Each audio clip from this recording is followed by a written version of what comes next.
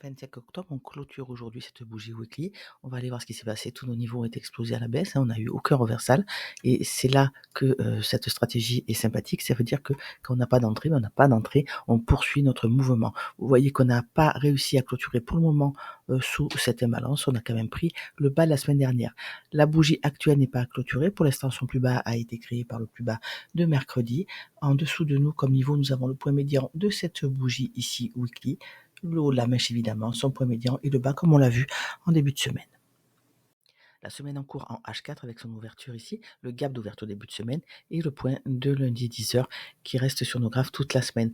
On a eu ces impulsions qui nous ont cassé nos niveaux où on attendait un reversal. Donc là, on sait que c'est mort à ce moment-là et on a été chercher ce market shift ici. Pareil, il était sur nos graphes depuis le début de semaine. On a complètement rempli cette imbalance, mais sans réussir à clôturer en dessous, même pas en dessous son point médian. Et on a été chercher la deuxième imbalance. C'est souvent ce qui se passe quand on en a deux sur un niveau. Donc attention, ici, impulsion haussière, toujours en H4. C'est celle-ci qui nous intéresse parce que on est en train de la fermer. Cette bougie actuelle, donc il lui reste 7 minutes sur cette bougie H4. On va voir si on arrive à fermer cette imbalance ou pas. Avant de passer en plus petite unité de temps, regardez le market shift, c'est ma ligne bleue. C'est-à-dire que chaque fois qu'on casse un bar, on regarde visuellement quel haut on a créé. Et là, c'était celui-là. On en a cassé un autre ici, mais on n'a pas réussi, vous avez vu, à clôturer en dessous. Donc c'est de la liquidité interne. Quand on a cassé ce bas ici, de cette bougie, on a créé ce haut. Donc là, on a eu un choc aussi en liquidité interne. On est clairement dans la manipulation, mais après avoir eu un reversal ici. Va-t-on reprendre encore une fois ce bas ici? C'est ce qu'on va aller voir. Je remets les deux imbalances à la deuxième en OH4 de cette semaine, parce qu'en petite unité de temps, comme ça va se répercuter sur notre graphe. Je vous rappelle le raisonnement qu'on a, c'est que quand on casse un plus haut, visuellement, on crée un plus bas. Après ce plus haut ici, il y avait créé ce low, et quand on casse celui-là à la baisse, on a les yeux ici. Et c'est ce choc-là qui nous fait dire qu'on passe baissier. Quand on remonte, ce qu'on veut, c'est casser au-dessus. Bon, là, on n'a pas réussi. Sur certaines CFD, la liquidité a été prise. Le problème n'est pas celui-là. Liquidité interne, quand on prend ce plus haut et qu'on choche sur ce plus bas, on a une suspicion de liquidité interne. Elle est confirmée en H4 avec cette imbalance H4 ici, qui est fermée violemment. Donc on avait un niveau, on a créé une imbalance baissière avec une impulsion et on a eu notre choche avant, on a eu notre choche ici. Donc quand on remonte dans cette imbalance, évidemment, on surveille quoi? Son point médian.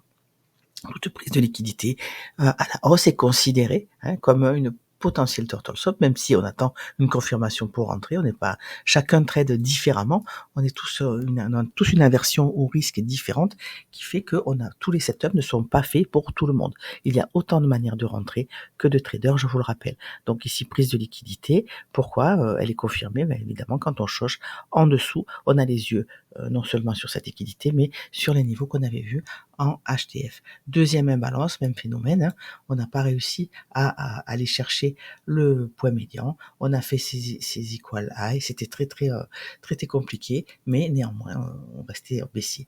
À partir du moment où on a pris ce lot ici, on a les yeux sur la liquidité créée ici. Ça tombe bien, c'est un plus haut. C'est le plus haut au weekly que nous avions déjà cassé à la hausse.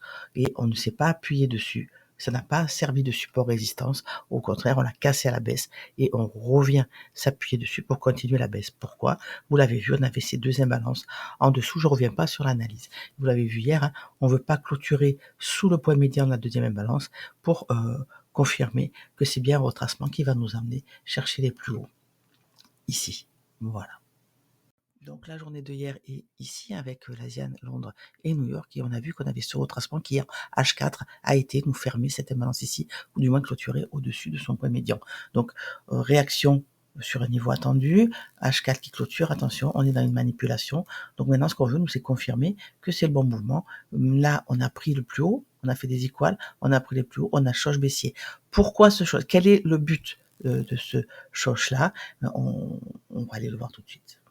Je vous rappelle, la liquidité temporelle a marqué sur nos graphes l'ouverture de minuit et l'ouverture de 8h30 heure de Paris pour le DAX. Pour les US, ça sera l'ouverture de 7h30 heure de New York, ici. Donc, pourquoi se choche? On a les yeux automatiquement, à partir du moment où on a une bougie qui clôture au-dessous, à ce moment-là, on a les yeux sur le prix de 8h30. On voit que même s'il a un semblant de réussite, cet order block est mitigé. Donc, quand on réagit dessus, on nous renvoie sur une imbalance qui fonctionne, hein. On crée une liquidité qu'on prend une fois et on choche.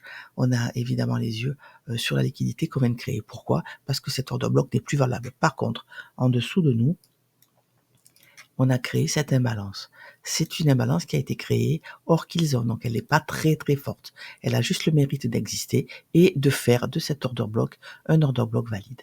Donc je l'enlève parce que pour moi, elle n'est pas très forte. J'ai quand même ce niveau d'order block sous les yeux. En dessous de nous, on a la liquidité temporelle de l'Asian Low que j'aurais aimé qu'on aille chercher maintenant au lieu de réagir sur cet order block. Mais il n'est que 8 heures. Le prix se met en place pour le setup de la matinée. Donc pour le moment, nous avons ici une imbalance qui est inversée. Inversée, code couleur, je la mets en vert. Voilà. Donc le même phénomène, hein, prise de liquidité immédiate, la précédente, et inversion d'imbalance avec, on s'appuie sur le market shift et on part. Donc ici, on a cassé cette liquidité temporelle sous la forme de New York Morning hier matin et on est venu chercher le prix de New York pareil hier matin. Je vais maintenant mettre mes graphes à jour pour faire à proprement parler le plan du jour. Donc H4 à gauche, M15 à droite. Hier, on se rappelle que pendant l'annonce, on a eu on a pris la liquidité ici au-dessus, on a vu cette impulsion baissière, mais on n'a pas réussi à clôturer sous cet order block. Pourquoi cet order block? Dernière bougie baissière avant la hausse et impulsion qui nous laisse une imbalance, cet order block H4 est donc valide. Donc aujourd'hui, on a ouvert en gap ici, c'est-à-dire que la dernière bougie de vendredi, c'était celle-là, de jeudi, pardon, c'est celle-là, et le gap, ce matin, a ouvert ici. Donc, on a un trou de cotation. On ne le voit pas bien parce que c'est en M15. Donc, ça, c'est un gap d'ouverture de début de journée. Donc, il est valable juste aujourd'hui, mais il est valable avec, évidemment, comme tous les gaps d'ouverture, son point médian et son high and low.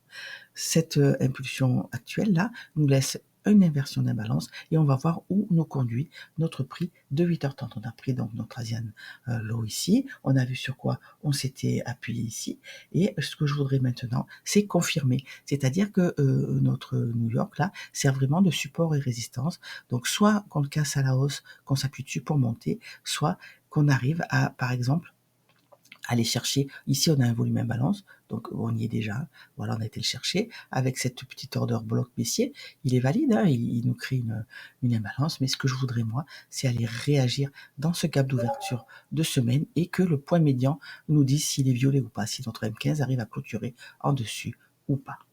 Donc dans cette optique-là, on regarde le dernier mouvement H4 qui nous intéresse, c'est cette imbalance. Impulsion qui nous laisse une imbalance baissière. Et vous voyez qu'on a créé une ligne de liquidité ici. Ça serait dans cet order flow baissier une liquidité interne. Donc il faut aller la chercher. Réaction sur l'order block. Qu'est-ce qu'on veut d'un order block qui nous envoie sur une imbalance et c'est celle-ci qui va nous dire si on continue la tendance baissière en réagissant dessus pour aller finir le travail, chercher sur l'eau, ou si au contraire, on la clôture à la hausse pour aller sereinement chercher ces écoles-là ici, 16 679, il faudrait que cette imbalance ici génère une deuxième imbalance ici à la hausse. Une fois que qu'on aura cette deuxième imbalance générée ici avec une impulsion qui clôture celle-là à la hausse, à ce moment-là, même s'il y a un petit peu de travail de liquidité interne, j'aurais tendance à aller chercher évidemment dans un premier temps le plus haut d'hier et ce haut ici. Donc on n'en est pas là, je vais attendre le prix de 8h30, je vais voir comment on gère cette imbalance ici, H4, encore une fois, vous le savez, j'aurais tendance moi à être haussière ce matin, jusqu'à preuve du contraire. Allez, à tout à l'heure, je vous retrouve sur Discord.